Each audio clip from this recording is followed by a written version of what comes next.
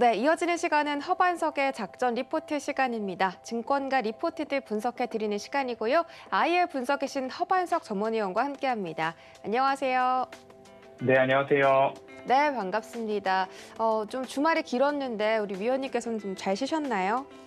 네, 잘 쉬고 들어왔습니다. 알겠습니다. 자, 오늘 화요일장이니까 힘차게 업종 리포트 어떤 업종일지 바로 확인해 볼게요. 네, 오늘의 종목 리포트는 화합물 반도체 업종입니다. ESG 반도체 업종 저희가 리포트 2주 동안 분석을 해드렸는데 이번 주는 화합물 반도체라는 주제입니다. 이 화합물 반도체라는 게 우리 시청자분들께서는 조금 생소할 수도 있는데 쉽게 말해서 이 전기차나 2차 전지 배터리 관련이라고 보시면 될 것 같습니다. 지금 시장이 계속해서 반도체 업황의 부진으로 죽고 있는데 2차 전지 관련주만 시장에서 살아나고 있습니다. 관련 분석 자세하게 도와주시죠. 네, 화합물 반도체에 대해서 이번 주 살펴보려고 하는데요. 2주 전 ESG에 대해서 말씀을 드렸고요. ESG와 반도체도 이제는 탄소를 절감하는 그러한 부분으로 나아가야 하이퍼스케일러 수요 측에서도 어느 정도 탄소를 절감한 반도체들을 선호하고 있는 모습들이 나타나고 있다라는 말씀을 드렸고요. 지난주는 반도체 업종에 대해서 살펴봤습니다. 그중에서도 전공정, 장비 쪽으로 집중해 보시는 게 어떨까라는 말씀 드렸고요. 이제는 화합물 반도체에 대해서 IBK 투자증권에서 7월 27일 발간한 리포트를 중심으로 좀 살펴보려고 합니다. 그러면 화합물 반도체는 무엇이냐에 대해서 좀 말씀을 드려야 할 텐데요. 단원소 반도체는 실리콘 기반의 반도체인데 이 실리콘 반도체보다 여러 면에서 고성능, 고효율의 성능을 낼 수 있는 반도체다. 말 그대로 단원소 반도체가 아니라 화합물 2개 이상의 원소로 구성되는 반도체다라고 생각을 해보시면 좋을 것 같습니다. 화합물 반도체는 대표적으로 탄화규소, SiC라고 약자 표기를 하고요. 그리고 또 하나는 질화갈륨, GaN이라고 표기를 하고 있습니다. 이 탄화규소 반도체와 질화갈륨 반도체의 시장은 조금 더 주목해 나가는 모습이다라고 조금 한축해 보시면 좋을 것 같고요. 전기차 보급 확대로 상용화 시점이 조금 더 앞당겨지고 있고 주목을 받을 수 있는 그런 중요도가 높아지는 추세다라고 보시면 좋을 것 같습니다. 전기차와 화합물 반도체는 그러면 왜 연결이 되느냐라고 물으신다면 전기차의 성능 이슈는 연비입니다. 한번 충전해서 얼마만큼 주행할 수 있느냐, 한번 충전할 때 얼마만큼의 에너지를 이렇게 저장을 할 수 있는가, 여러 가지 이슈들 중에서도 가장 높은 것이 연비인데요. 배터리의 성능 그리고 전고체 전지로 이것은 해결해 나갈 수 있다라고 대략적인 큰 그림들은 그려져 있는데 전기의 효율적 관리를 통해서 이 연비 문제까지도 해결해 나갈 수 있는 중요도가 있습니다.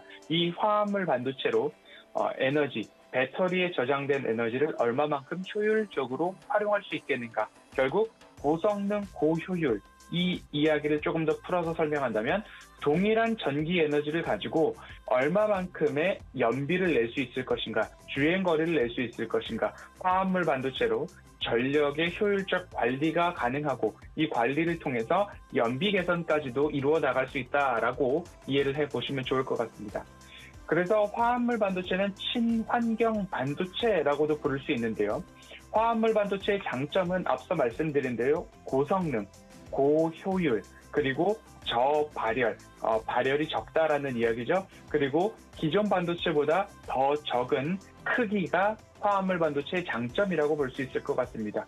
ESG와 반도체를 말씀을 드릴 때 이전까지는 고성능, 저효율, 고비용, 퍼포먼스가 좋으면 돼. 반도체의 역할은 아주 좋은 성능에 집중하고 있었는데 ESG에 대한 평가 기준이 들어오면서 이제는 고성능, 고효율, 거기에 탄소 절감까지도 이루어져야 된다라는 시대 패러다임이 전환되고 있다라고 이해를 해보시면 화합물 반도체는 이제는 시대가 요구하는 반도체 중에 하나다. 그래서 이쪽으로 기술도 그리고 투자도 집중되고 있다라고 이해를 해보시면 좋을 것 같습니다. 화합물 반도체를 사용했을 때 좋은 점은 결국엔 효율입니다. 성능은 무조건 좋아야 되고 효율도 좋아야 된다는 미래의 기준을 충족시켜 나가는 것인데 불필요한 전력 손실을 최소화하고 있고 이 최소화되는 전력 손실에 따라서 발열도 줄어들고 있고 그리고 크기도 줄어들고 있다. 그래서 화합물 반도체를 적극 사용했을 때에 국내에서 연간 5기가와트시 전력을 줄일 수 있다라는 이야기 통계치로 나와주고 있다라는 부분입니다. 글로벌 전기자동차 1위 기업이 도요타입니다. 순수 전기차는 아직 판매하지 않고 있는데요. 하이브리드 카만 존재하고 있습니다. CAFE라고 하는 기업 평균 연비 규제가 미국을 중심으로 그리고 유럽도 점차 확대되고 있는 모습입니다. 하지만 도요타가 이 하이브리드 자동차만으로는 이 CAFE라고 하는 탄소 기업 평균 연비 규제를 충족시킬 수 없다라는 수준에 다다랐습니다. 그렇기 때문에 순수 전기차 판매가 앞으로 이루어져야 하는데 이 순수 전기차를 22년부터 판매를 하겠다라는 이야기가 나타나고 있습니다. 이 CAFE는 평균 연비 규제라고 해서 기업이 생산하는 모든 자동차들의 평균 연비는 이 정도 되어야 해라고 하는 겁니다. 결국엔 탄소 배출을 줄이고 순수 전기차의 비중을 높여나가는 방향으로 이루어져 있는 모습입니다. 앞으로 친환경 자동차의 필요성이 점차 대두되고 있는 모습입니다. 친환경 자동차 섹터를 말씀드릴 때에 일부 말씀을 드렸습니다. 엔진과 모터를 조합해서 운행하는 하이브리드카, 그리고 외부 전원, 플러그를 꽂아서 충전시킬 수 있는 단자가 있다라고 해서 플러그인 하이브리드, 그리고 오로지 전기로만 운행하는 전기자동차, 그리고 연료를 수소로 쓰는 수소 연료 전지차, 이렇게 구분을 또 해볼 수 있을 것 같습니다. 자동차 기업이 이제는 SiC, 탄화규소를 활용한 전력 반도체를 개발을 하고 있습니다. 하이브리드카에서 사용하고 있는 PCU에 채용이 되고 있는데 기존 PCU 대비 10% 연비를 개선할 수 있고 그리고 크기도 5분의 1가량 줄일 수 있다. 그래서 세계 완성차 기업 가운데 반도체 설계 역량과 생산 공장을 가지고 있는 기업은 도요타가 유일하다라고 보실 수 있고요. 고성능 전기차를 생산할 때에도 이 전력 반도체 기술, 화합물 반도체는 집중적으로 이제 성장할 수 있다라고 보시면 좋을 것 같습니다. 앞으로 이 반도체 시장이 성장하는데 국내에는 얼마만큼 이 화합물 반도체를 생산하고 있고 개발하고 있는가를 살펴보자면 포스코는 21년도 상용화를 목표로 하고 있습니다. 탄화 규소 웨이퍼 제작에 필요한 소재를 개발 중이고요. 현대차도 마찬가지로 이 탄화 규소 쪽으로 전력 반도체 직접 설계해서 파운드리에 위탁해서 생산을 하겠다라는 계획을 가지고 있습니다. 현대 모비스도 오토론 반도체 기업을 인수를 했습니다. 이 기업을 인수를 했고요. 그리고 차량용 반도체 개발 역량 확보를 위해서 점진적으로 이 부분들에 집중을 하고 있는 모습이죠. 현대차 2025년까지 12개 이상의 이 GMP 기반 전기차 모델을 선보일 계획이고 앞으로 패러다임이 전기차로 변화되고 있기 때문에 이 반도체에 대한 부분들 더욱더 집중해 나가고 있는 모습입니다. 국내에서 유일하게 화합물 반도체 제작용 웨이퍼를 생산하는 기업은 SK그룹의 SK실트론입니다.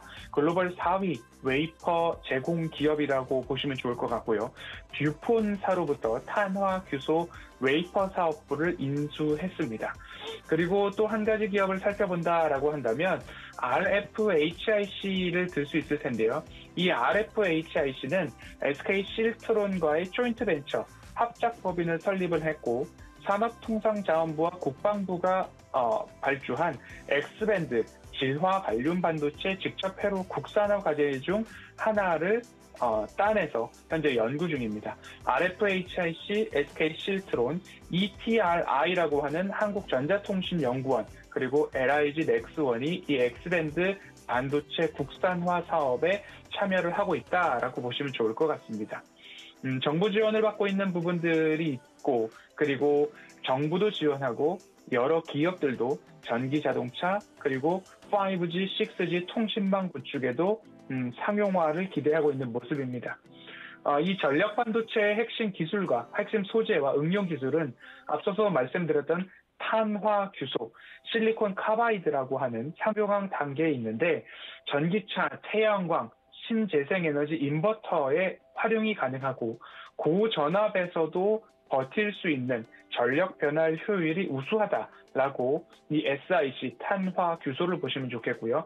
질화 갈륨입니다. 고속 충전 시스템 그리고 자동차 라이다 그리고 통신 기술들에도 활용이 가능한데 X밴드 레이더와 5G 통신 결국엔 기존 실리콘 반도체 공정과 우수하기 때문에 호환성이 높고 고속 동작 및 소형화 기능이 우수하다. 그래서 질화 갈륨 쪽도 상용화 단계에 접어들고 있습니다. 아직은 상용화 전 단계이지만 갈륨 옥사이드라고 하는 부분인데요. 신재생 에너지 인버터와 모터 제어 IC 그리고 통신 기술에도 접목이 가능한데 아직까지는 상용화 전 단계다라고 보시면 좋을 것 같습니다. 오늘 화합물 반도체에 대해서도 말씀을 드렸는데 ESG에 대해서 삼성전자의 탄소 절감 그리고 반도체 전공정 장비에 대해서도 말씀을 드렸습니다. 그리고 그 결정판으로 이제는 화합물 반도체는 친환경 반도체다라고 좀 말씀을 드렸는데요. 전기차 시장이 도래하고 있고 대규모 데이터 센터도 여러 하이퍼스케일러들이 늘려나가고 있다라는 말씀을 드렸고요. 자율주행이나 스마트 팩토리 이야기들 말씀을 드리고 프라이빗 5G 통신망에 대해서도 말씀을 드려왔었죠. 5G, 6G 통신망 구축을 함에 있어서 전력을 효율적으로 효과적으로 통제하기 위해서는 앞으로 이 화합물 반도체가 필수적인 시장이 될 거다라는 말씀을 좀 드리도록 하겠습니다. 이번 주 화요일부터 시작을 합니다. 하지만 꽤나 중요한 주제라서 이 업종 리포트를 꼭 보고 넘어가야 된다라고 생각을 했고요. 연결고리를 다시 한번 말씀을 드리면 ESG 그리고 반도체, 화합물 반도체 이렇게 하면 여러 그림들 중에 조각조각 퍼즐이 조금 맞춰져가는 그런 모습으로 이해를 해보시면 좋을 것 같습니다. 이번 주도 미래 먹거리를 잘 준비하는 기업들이 어떤 기업들이 있는지 준비해서 리포트 분석 이어나가도록 하겠습니다. 오늘 여기까지 살펴보도록 하겠습니다.